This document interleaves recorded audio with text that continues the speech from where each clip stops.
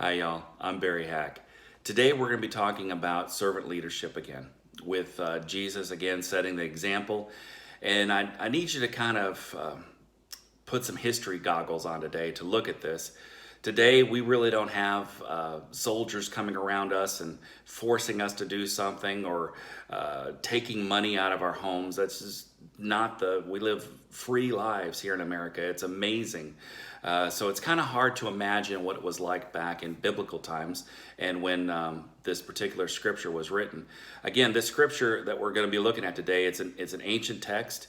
It comes to us around 55 AD. Luke wrote this. Luke chapter 7 is where we're going to be at. The title of it is The Faith of the Centurion. Yes, we're going to be talking about faith, but it's also about Jesus being a servant. So here we go. So it starts off with Jesus finishing up the Sermon on the Mount. It's Luke's version of Matthew chapter 5 and 6 of Jesus teaching a bunch of lessons to the Jews on the Sermon on the Mount. So he heads home. Galilee, Capernaum, it says, when he had returned to Capernaum. And so he gets to Capernaum, and we find out that a centurion had a sick servant. Servant's a nice word in the scripture for slave. It could have been a Jewish slave. Scripture doesn't tell us that, but more than likely it may have been a Jewish slave that this centurion had purchased. Again, slaves were servants. We'll say servants because I really do hate the name slave, but these servants were bought and purchased at a price. And again, in ancient times, they were supposed to go free once every 7 years.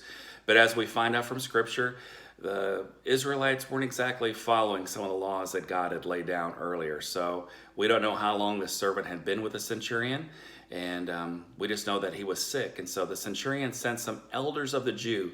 I find that so funny that the centurion sends elders of the Jews instead of coming himself. And now we're going to find out later why he tells us he didn't come.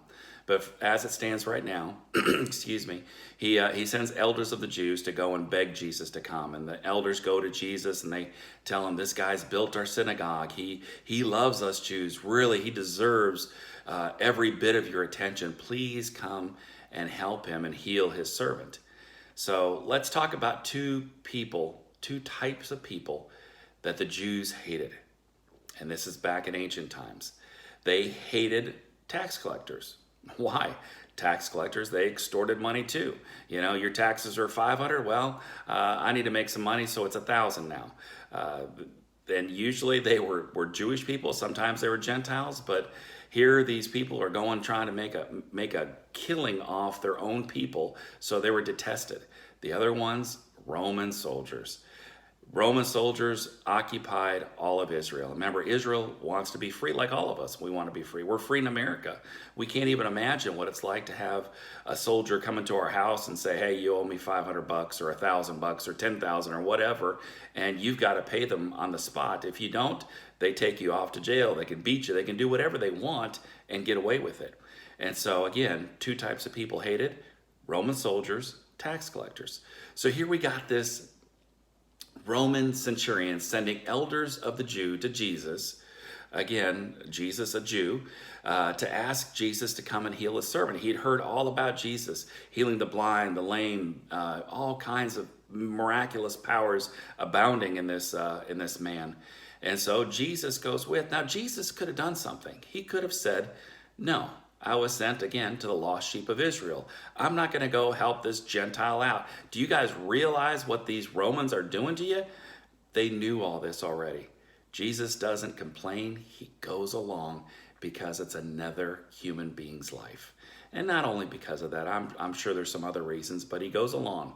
And being fully God too, maybe he realized what this guy was going to say.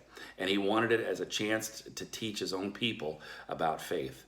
So he goes along and gets close to the house. And when he's not far from the house, the centurion, who didn't come himself and sent other people, we find out why he didn't come himself. And he begins to explain. I didn't come myself because I don't deserve to have you even come under my own roof. But if you would say the word, just say, my servant's healed, I believe you. And this is how I know it's going to work. I myself am a man under authority. Okay, I have a legionnaire. I'm just a centurion. There's about 60 of us that make up a Roman legion. There's a legionnaire who's over all of us, and I report to him, and then of course he reports to, his boss and so on. But I have men under me, and I tell them go, and they go. I tell them come, and they come. I tell them go do this, and they do that. And so he starts to explain to Jesus leadership and what leadership means to him. And so with all this being said, Jesus turns to the crowd and says, I haven't found such great faith in all of Israel. This Gentile, this Roman soldier has greater faith than I've found it out of any of y'all. I find that amazing that this man who doesn't claim Christ, doesn't claim God, but I believe he believes in God. I believe he's almost there. Maybe he's not an atheist, but an agnostic. He has some spirituality about him, and he's trying to believe.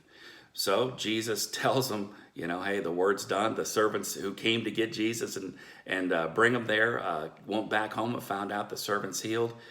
But the thing about this story that makes it so great is Jesus could easily have said, no, I'm going to ruin my reputation going to help out this Gentile detested person. But he goes anyways. So I'm sure there's some time in your life that someone has come to you and asked you to do something. And maybe you've been like me and you've made a mistake and you've been selfish and you've said no. But I want to challenge y'all this week.